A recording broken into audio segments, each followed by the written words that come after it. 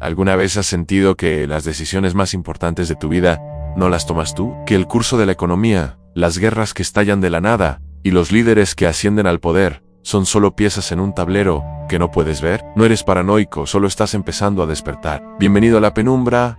Hoy no vamos a hablar de teorías de conspiración de internet, vamos a hablar de la arquitectura real del poder, de aquellos que juraron silencio bajo pena de muerte. Apaga la luz, cierra la puerta y asegúrate de que nadie esté escuchando detrás de ti, porque una vez que conoces sus nombres, ellos ya saben el tuyo. Empecemos con una de las sociedades más nombradas, los Illuminati. Retrocedamos a 1776, mientras en América se firmaba una declaración de independencia en los bosques profundos de Baviera. Un hombre llamado Adam Weishaupt decidió que Dios y los reyes eran obstáculos para la perfección humana. Pero Weishaupt no era un revolucionario común. Era un arquitecto de la infiltración. Bajo el seudónimo de Spartacus, diseñó una estructura de células donde ningún miembro conocía a más de otros 2 o 3. Los Illuminati no eran solo un grupo de lectura, eran un sistema de espionaje primitivo pero letal. Cada iniciado debía entregar un informe detallado sobre sus amigos, enemigos y familiares. Ellos inventaron el perfil de datos siglos antes que las redes sociales, usando esa información para el chantaje y la colocación estratégica en puestos de justicia y educación. En el Congreso de Wilhelmsburg de 1782, lograron lo impensable: secuestrar las logias masónicas de Europa. Allí se selló el destino de la monarquía francesa. Cuando la policía bávara finalmente allanó la casa de un miembro, encontró algo que lava la sangre: recetas de venenos, fórmulas de tinta invisible y planes detallados para la abolición de la propiedad privada y la destrucción de la familia tradicional. Aunque la historia oficial dice que fueron disueltos, los rastros de su simbología están en tu billetera, en el billete de $1, recordándote que el Novus Ordo Seclorum, el nuevo orden de los siglos, no es un plan a futuro, es un plan que ya se ejecutó. Es posible que una organización desaparezca sin dejar rastro, o simplemente se volvieron tan buenos ocultándose que hoy los llamamos gobierno mundial. Muchos sugieren que mutaron en el Comité de los 300, una aristocracia financiera que dicta las políticas del mundo moderno desde las sombras. Cambiamos de escenario. New Haven, Connecticut. En el campus de la prestigiosa Universidad de Yale hay un edificio sin ventanas, una construcción de piedra caliza conocida simplemente como la tumba. Es el hogar de la Orden 322, Skull and Bones. Aquí no entran curiosos. Cada año, solo 15 jóvenes de las familias más ricas y poderosas, los linajes Rockefeller, Bush, Taft y Whitney, son seleccionados. El rito de iniciación es macabro. Se dice que el iniciado debe despojarse de su ropa, entrar en un ataúd y confesar sus secretos íntimos y sus traumas más oscuros frente a los demás miembros. Mientras estos visten disfraces de esqueletos y demonios. ¿Por qué? Porque el chantaje mutuo es el pegamento más fuerte de la lealtad. Si todos conocen tu vergüenza, nadie se atreverá a traicionar a la orden. En la leyenda se cuenta que los Bonesmen robaron los restos del jefe apache Jerónimo de su tumba en Fort Sill, y que su cráneo preside sus reuniones en una vitrina de cristal, simbolizando su dominio sobre la historia y las razas. El número 322, grabado en su emblema, se refiere al año 322 a.C., cuando murió Demóstenes, y, según ellos, la diosa de la elocuencia abandonó la tierra, regresando solo para habitar en su tumba de piedra en Yale. De esa tumba han salido directores de la CIA y magistrados de la Corte Suprema. Cuando George W. Bush y John Kerry se enfrentaron por la presidencia de Estados Unidos en 2004, ambos eran miembros. No importaba quién ganara, la Orden 322 ya había ganado. Imagina que el destino del mundo se decide en una habitación llena de calaveras, donde el juramento a la sociedad está por encima de cualquier constitución. Si los anteriores parecen reliquias del pasado, hablemos del presente más absoluto. Cada año, en un hotel de lujo blindado, se despliega un anillo de seguridad que ni el ejército local puede atravesar. No se permiten periodistas, no hay cámaras, no hay minutas. Es el grupo Bilderberg. Los CEO de las tecnológicas, los dueños de los bancos centrales y los editores de los periódicos más influyentes se sientan a la mesa abajo. La regla de Chatham House: nadie puede revelar quién dijo qué. Esto permite que un político electo, que te debe lealtad a ti, prometa en secreto políticas que destruirían tu economía sin temor a las consecuencias. No es una reunión de negocios, es una reunión de consenso. Allí se decide qué moneda caerá, qué frontera se moverá y quién será el próximo líder global. Fíjate en el patrón.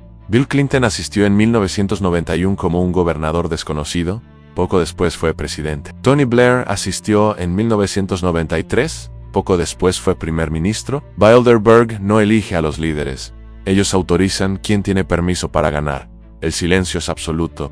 Se dice que si un miembro filtra lo que se discutió, su carrera y su fortuna desaparecen de la noche a la mañana. Es una cena privada donde el menú es el futuro de la humanidad, y tú eres solo un espectador que ni siquiera fue invitado a mirar por la cerradura. No podemos hablar de sombras sin mencionar a los constructores, la francmasonería, para muchos, un club social de ancianos que hacen caridad. Para los iniciados en los grados superiores, es algo mucho más denso. El misterio de los masones no está en lo que hacen, sino en lo que saben, la psicogeografía. Se dice que las ciudades más importantes del mundo, como Washington, están construidas siguiendo trazados ocultos. El diseño de la capital estadounidense forma un pentagrama perfecto y un búho que rodea el Capitolio. Estos arquitectos creían que al construir sobre líneas de energía específicas, podían influir en la mente de las masas, mientras que los masones de grados bajos se dedican a la fraternidad. Los del grado 33 acceden a la gnosis. No se trata de religión, es la creencia de que ellos son sus propios dioses, situándose por encima de la moral de la gente común. En el siglo XIX,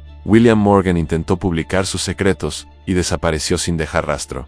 Si son solo un club social, ¿por qué alguien moriría por revelar un apretón de manos? Ellos no solo controlan el dinero, controlan el espacio que pisas y los símbolos que consumes sin darte cuenta. Pero si quieres sentir verdadero escalofrío, debemos viajar a los bosques de California. En julio, los hombres más poderosos del planeta se internan en un bosque de secuoyas para una reunión llamada Bohemian Grove. Su lema es: las arañas que tejen no vengan aquí, sugiriendo que no se hacen negocios. Es una mentira monumental. La decisión de fabricar la bomba atómica, el proyecto Manhattan, se tomó en una reunión en este bosque en 1942. Un periodista logró infiltrarse una vez con una cámara oculta y grabó lo que parece una pesadilla. Cientos de hombres con túnicas rojas y negras, realizando una ceremonia llamada la cremación de las preocupaciones frente a una estatua de un búho de piedra de 12 metros de altura. Hay fuego, hay cánticos antiguos y hay un simulacro de sacrificio humano. ¿Por qué los dueños de la energía atómica y los magnates de Silicon Valley sentirían la necesidad de adorar a un búho gigante en medio de la noche?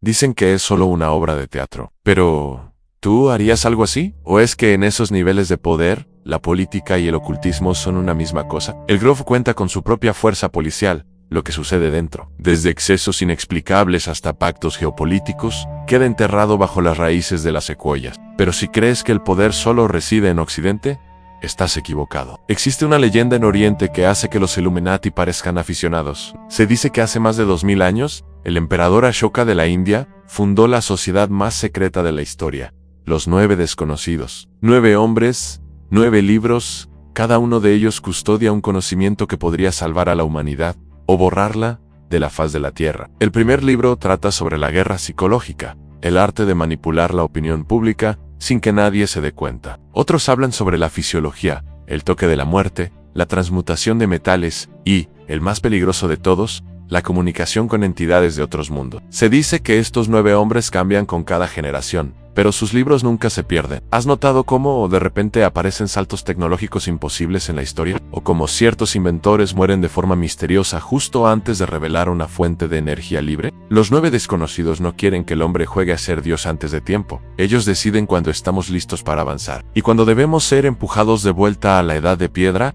Otra orden poco mencionada son los Rosacruz. Mientras los masones construían catedrales, los Rosacruces construían el pensamiento. Aparecieron de la nada en el siglo XVII, con un manifiesto que prometía una reforma universal a través de la alquimia y la sabiduría oculta. Pero no buscaban convertir el plomo en oro físico, buscaban convertir al hombre en algo superior. Se les llama los invisibles. Se dice que poseen el secreto de la longevidad y que muchos de los grandes genios de la historia, como Isaac Newton, Leonardo da Vinci, bebieron de su fuente, pero hay un lado oscuro. La creencia de que para perfeccionar el mundo, primero hay que destruir lo viejo. Ellos operan en los laboratorios de Silicon Valley y en los centros de investigación genética. El transhumanismo, esa idea de fusionar el cerebro humano con la inteligencia artificial, no es una moda tecnológica, es el sueño Rosacruz de la inmortalidad finalmente manifestándose. Estamos siendo guiados hacia una evolución artificial por una sociedad que cree que la carne es una prisión. Si hablamos de oscuridad pura,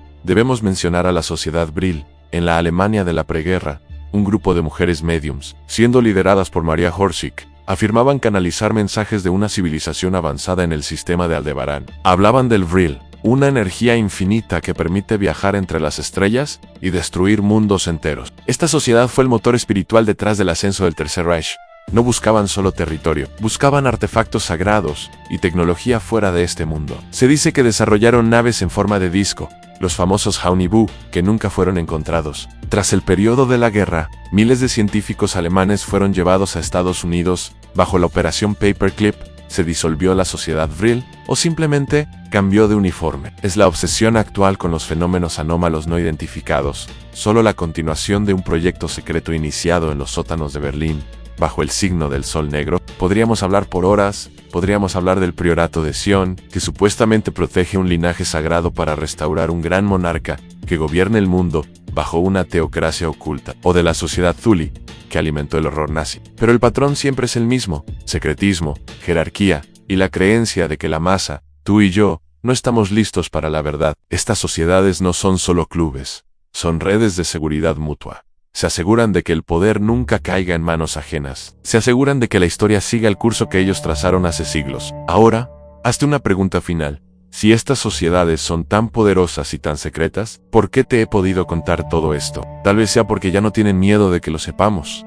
Tal vez porque saben que, aunque veamos las cadenas, estamos demasiado distraídos para intentar romperlas. O tal vez, lo más aterrador de todo, es que lo que te he contado es solo la superficie, la distracción que ellos permiten para que no miremos hacia el verdadero centro del abismo. La próxima vez que veas una noticia que no tiene sentido, o una crisis que parece fabricada, recuerda, en el teatro del mundo, los actores están bajo los focos, pero los directores están sentados en la oscuridad total, y ellos nunca aplauden, solo observan.